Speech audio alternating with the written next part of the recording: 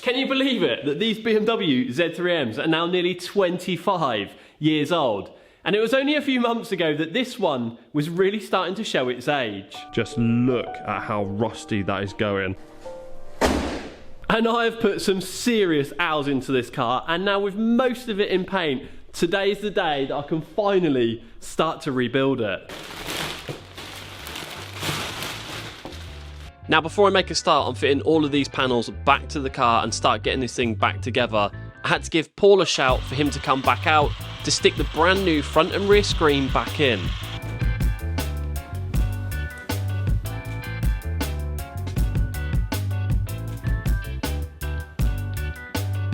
And the reason for replacing both screens is that the front screen had a massive chip in it and the rear screen was starting to delaminate. Not only that, we ordered all new trims for it as well, which is going to tie in nicely with the fresh paint.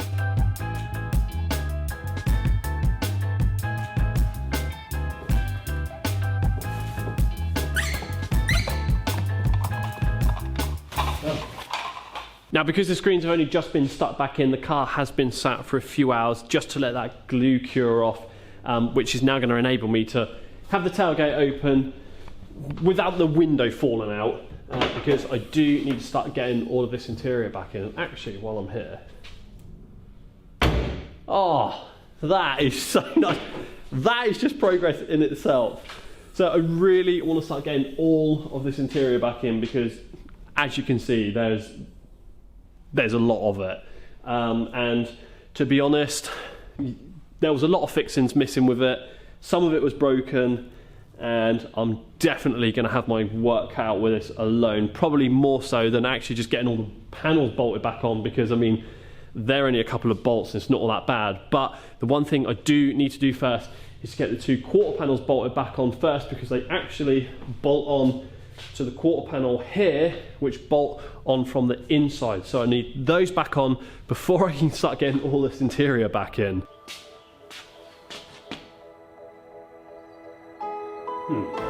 And it's this part of rebuilding a car that's got to be the hardest bit. And that's fitting freshly painted panels back up to the car without scratching anything. And once I had loosely got the quarter panel in place, I had to fit the rubber seal that's joined to the window seal back into the top of the quarter panel.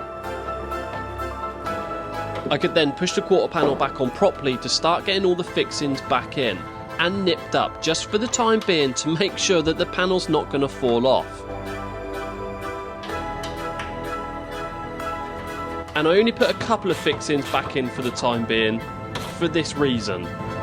Slight issue, not a big one, definitely overlooked. I just didn't really give it any thought, to be fair, and I should be used to this now. Like, I do this as my job day in, day out. I just totally forgot. What I'm now gonna have to do, slight spanner in the works, is bolt the front door on, which I didn't plan to do because I just wanted to get the rear quarter panel bolted on to get all the interior back in. But if I go tightening all these bolts up on the rear quarter panel, it could potentially be out of alignment to the front door, because there's movement in the quarter panel forwards and backwards, not so much side to side. The gap is determined by these bolts, so I can't change that, but I can determine where the quarter panel sits in and out. So basically, when I put the door on and close it, the quarter panel I want to sit flush with the door. And if you still don't quite get what I mean, I'm just going to get the door on and I'm going to show you once it's on, because it's going to be a bit more easier to explain.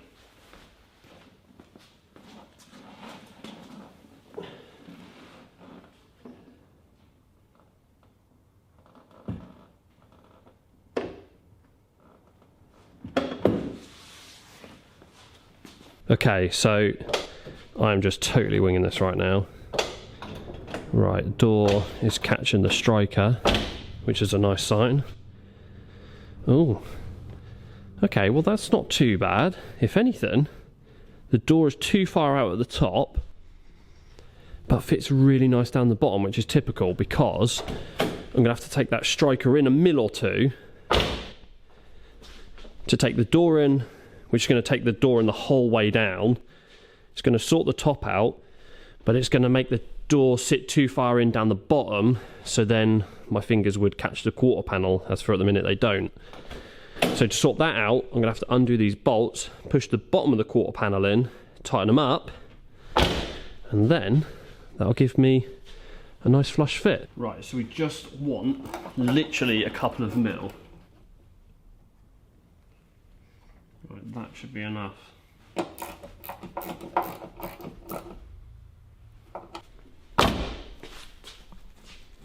Nice.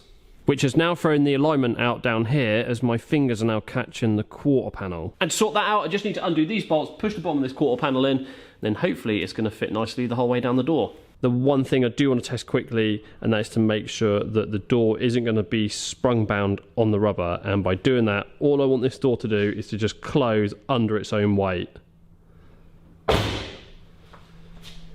Which it does. If that was sprung bound, it wouldn't even shut, and it would just be a nightmare. And now that is fitting really nice. And really, that is just a little insight into why jobs like this take so long. And for you guys out there, if you are paying for good paintwork with good body shops and wonder why these jobs are just so expensive, that is exactly why. Because the time that gets lost in just doing stupid stuff is honestly absolutely unreal. And whilst I'm talking about things being unreal, I've now got to try and get all this interior back in. And if I'm totally honest, well, I don't really know where to start. And that isn't because I don't know how to put this interior back in properly, because I mostly know where all the bits go. But it was just that some of the interior was put in wrong before I took it out. There were a lot of clips missing, and there were a lot of screws missing as well. So the interior is going to go in slightly different as to how it come out, because this time I'm going to put it back in properly. And piece by piece, which did take a bit of figuring out, all started to go back in. The suspension top mount and wheel arch covers went back in first. Then these trim covers went back in next, which are basically just a lower window trim.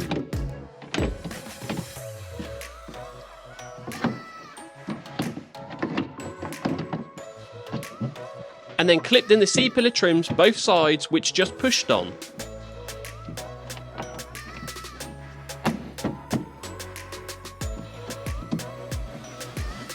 And then the speaker covers went back in, and these were in 2 bits.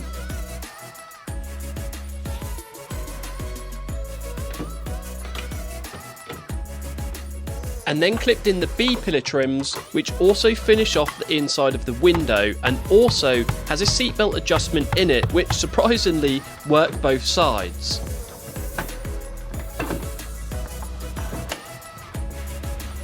But for the time being, that's as far as I could go with getting this interior back in.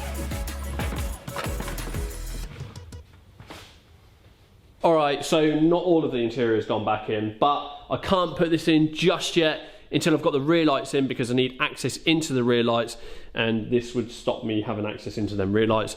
And I can't put the rear lights in just yet until I've got the rear bumper on, because the rear bumper needs to go on first, so I still need to paint that. But to have most of the interior now back in the car and off of the floor is a relief, admittedly, because I thought it was a safe place being in here down this end of the workshop, and well, yeah.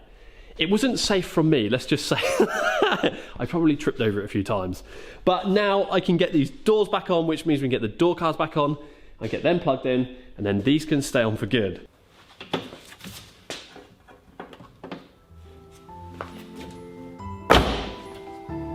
These have got to be the smallest wings I have ever fitted to a car, which at least made fitting them nice and easy.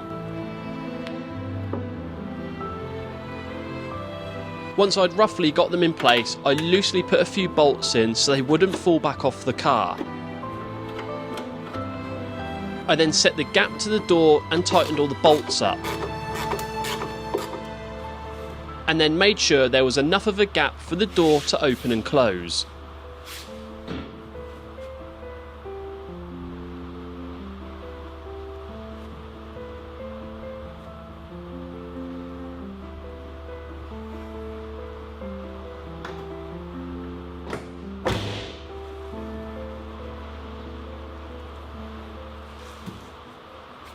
This is really starting to come together now. I mean, look at this. We have a full side, more or less, rebuilt.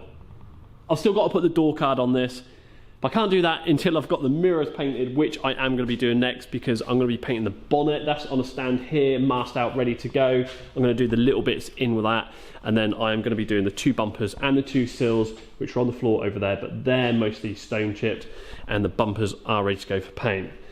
And I'm thinking that in the next episode on this, we're mostly going to be getting this back together. Hope you've enjoyed this video, guys. If you have, hit that like button, hit that subscribe button, and I'll see you all in the next one.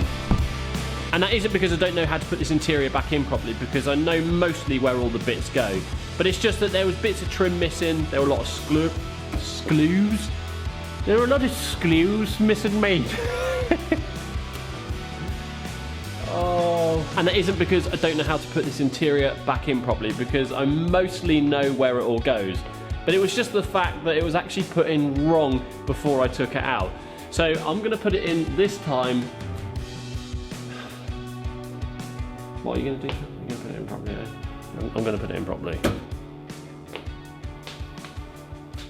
I'm out!